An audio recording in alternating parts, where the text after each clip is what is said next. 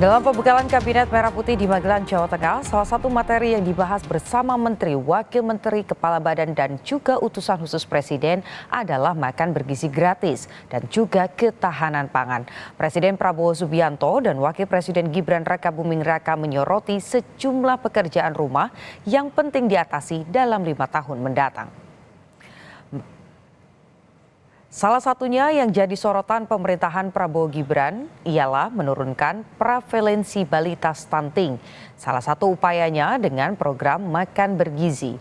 Meskipun angkanya masih cukup tinggi, namun Indonesia sudah berhasil menurunkan prevalensi stunting. Seperti yang dilansir dari data Kementerian Kesehatan, prevalensi stunting tahun 2013 di angka 37,6%.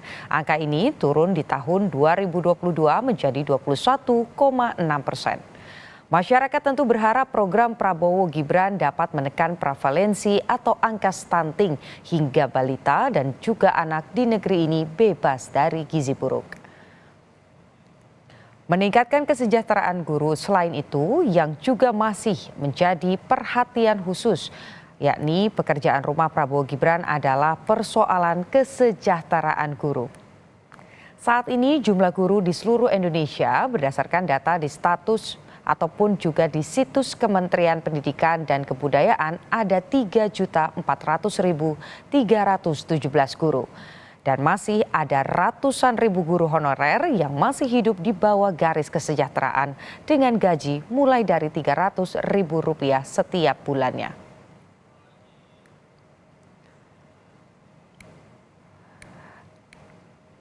Selanjutnya menurunkan angka kemiskinan. Ini adalah pekerjaan rumah utama yang harus dilakukan. Berdasarkan data Badan Pusat Statistik, jumlah penduduk miskin di Indonesia pada September 2019 lalu jumlahnya 24,78 juta orang. Jumlah itu terus meningkat pada Maret 2024 dengan jumlah penduduk miskin ada di angka 25,22 juta orang. Berikutnya meningkatkan jumlah lapangan kerja. Data dari website Kementerian Tenaga Kerja dalam 3 tahun terakhir, jumlah tenaga kerja di PHK terus meningkat. Tahun 2022 lalu, 10.765 pekerja terkena PHK. Jumlah ini meningkat signifikan di tahun 2023 dan juga 2024, menjadi 52.993 pekerja terkena PHK. Sementara dalam sidang paripurna perdana Kabinet Merah Putih pada 23 Oktober lalu, Presiden Prabowo Subianto meminta jajarannya untuk bergerak cepat dalam mempersiapkan implementasi program makan bergizi gratis bagi anak-anak dan juga ibu hamil. Bahkan Prabowo secara tegas mempertaruhkan kepemimpinannya dan meminta kepada jajarannya yang tidak mendukung program ini untuk keluar dari kabinet. Kita akan mencapai target yang kita tentukan. Saya hakul yakin, saya pertaruhkan kepemimpinan saya. Bagi saya, makan bergizi untuk anak-anak dan ibu hamil ini adalah strategik. Yang tidak mendukung hal ini, silakan keluar dari pemerintah yang saya pimpin. Makan bergizi gratis jadi program unggulan pemerintahan Prabowo Gibran begitu dinanti implementasinya.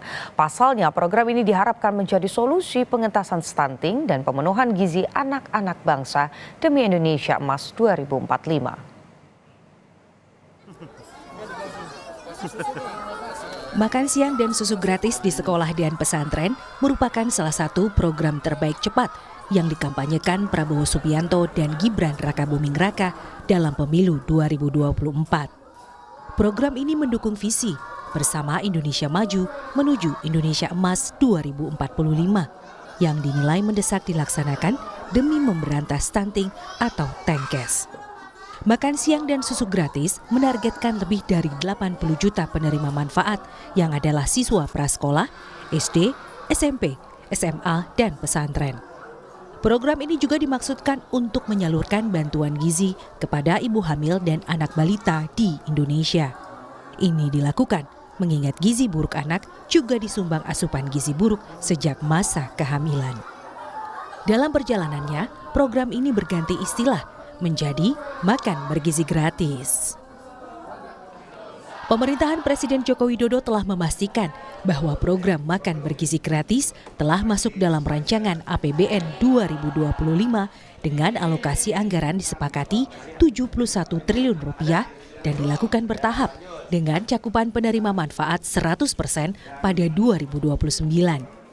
Sejak Februari lalu, program unggulan di pemerintahan Presiden Prabowo Subianto itu telah diuji coba di sejumlah daerah di Indonesia dengan anggaran Rp15.000 hingga Rp25.000 per porsi.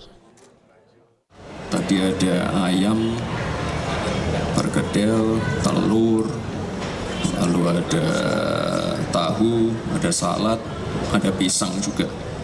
Sebelum program ini benar-benar dieksekusi, kita uji cobakan sesering mungkin untuk mendapatkan masukan dari para guru, para siswa, orang tua murid, komite, dan lain-lain. Jadi kita ingin nanti ketika program ini dieksekusi, ini bisa berjalan dengan baik. Karena program ini adalah salah satu program yang paling ditunggu-tunggu. Implementasi program makan bergizi gratis begitu dinanti karena menawarkan solusi pemenuhan nutrisi untuk tumbuh kembang anak, terutama yang berasal dari keluarga tidak mampu. Meski begitu, sejumlah hambatan harus diatasi oleh pemerintahan Prabowo Gibran. Bukan hanya soal anggaran yang mencukupi, tapi juga pengawasan kualitas menu yang harus memenuhi angka kecukupan gizi.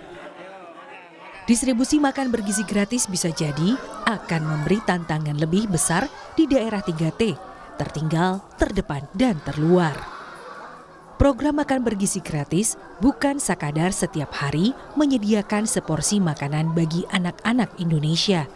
Pemberian makan bergizi adalah soal menyiapkan dengan baik manusia yang sehat dan cerdas untuk Indonesia Emas 2045. Tim Liputan Kompas TV. Yang juga jadi materi pembekalan Menteri di hari kedua, yakni soal food estate. Ketahanan pangan jadi sorotan utama Presiden Prabowo Subianto yang turut disebut dalam pidato pertamanya saat dilantik. Prabowo bahkan yakin Indonesia mampu menjadi lumbung pangan dunia dan dalam kurun waktu 4 hingga 5 tahun mampu mencapai ketahanan pangan. Mencanangkan bahwa Indonesia harus segera swasembada pangan dalam waktu yang sesingkat-singkatnya.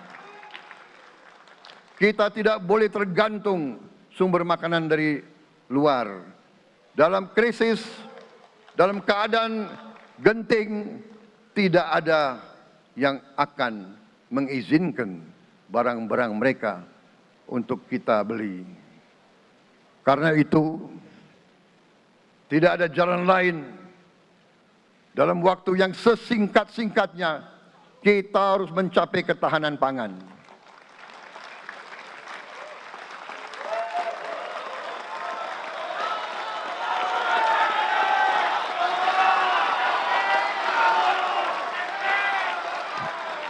Kita harus mampu memproduksi dan memenuhi kebutuhan pangan seluruh rakyat Indonesia. Saya sudah mempelajari bersama pakar-pakar yang membantu saya. Saya yakin paling lambat 4 sampai 5 tahun kita akan swasembada pangan.